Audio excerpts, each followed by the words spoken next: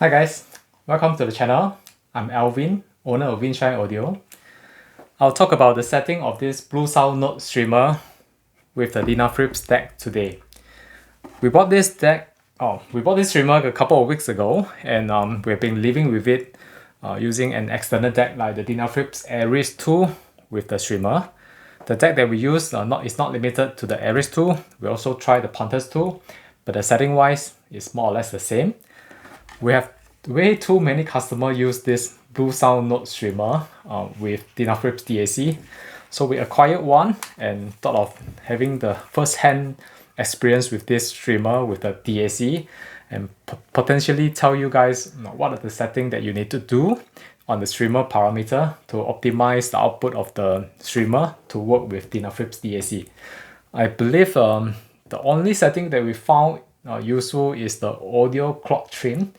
This has to be disabled so that the streamer will work well with the external DAC like the Aries 2 or the Pontus 2 or other deck available on the market.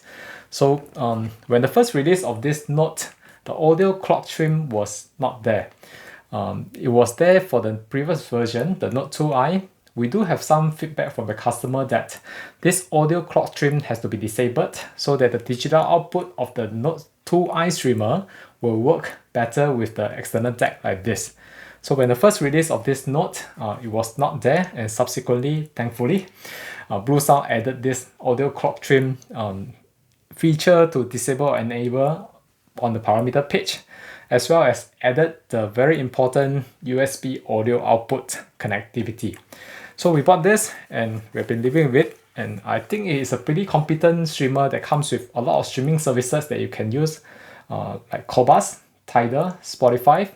I think no Amazon Music yet at this point in time, and I do not know whether it will be added in the future, but I think it's a pretty nice streamer that you can ask for. Okay, connection wise is pretty straightforward. There is coaxial, optical, and USB output.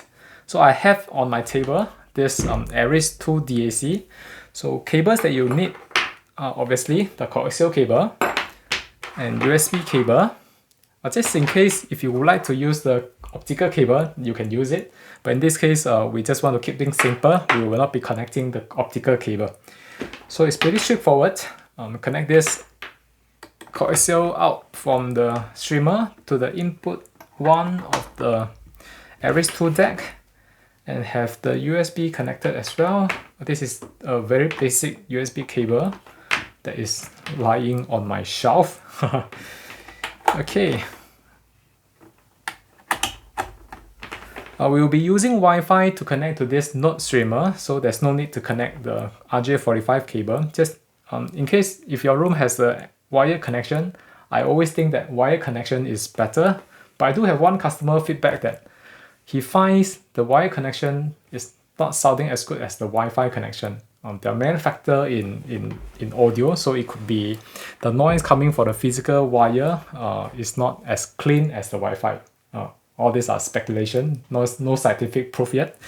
But I think this hobby is all about fun, all about music.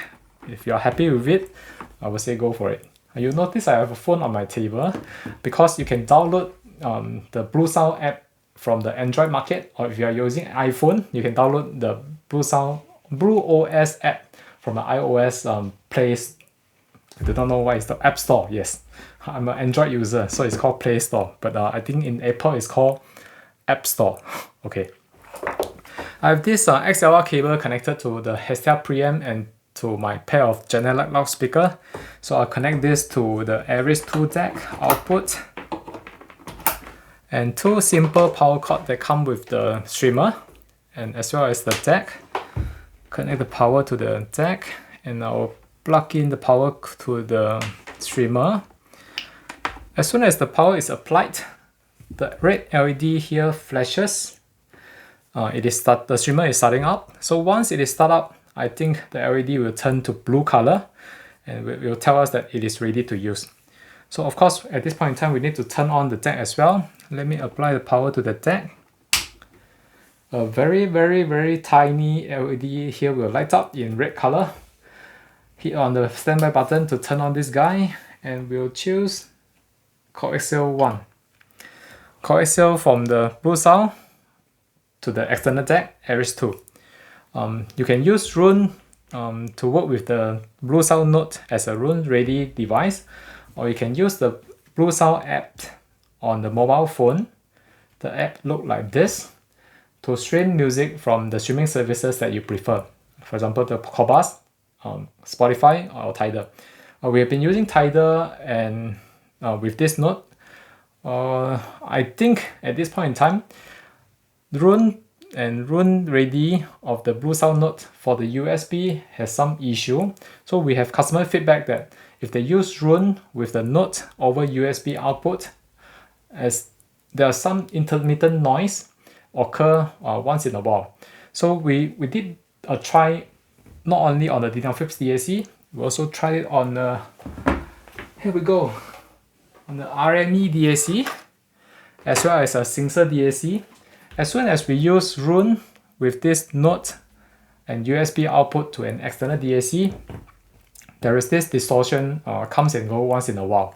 So I believe Roon also, Roon or Bluesound is working on this to resolve the problem. But interestingly, if we do not use Roon and we just stream music from the streaming services to this Bluesound Note, and also, or rather, if we stream music from the local file connected to this Bluesound using NAS, the over USB output to the external deck, there's no distortion. So I think it's more of the Roon and the Roon Ready of this Bluesound Note need to work on to perfect the USB audio output.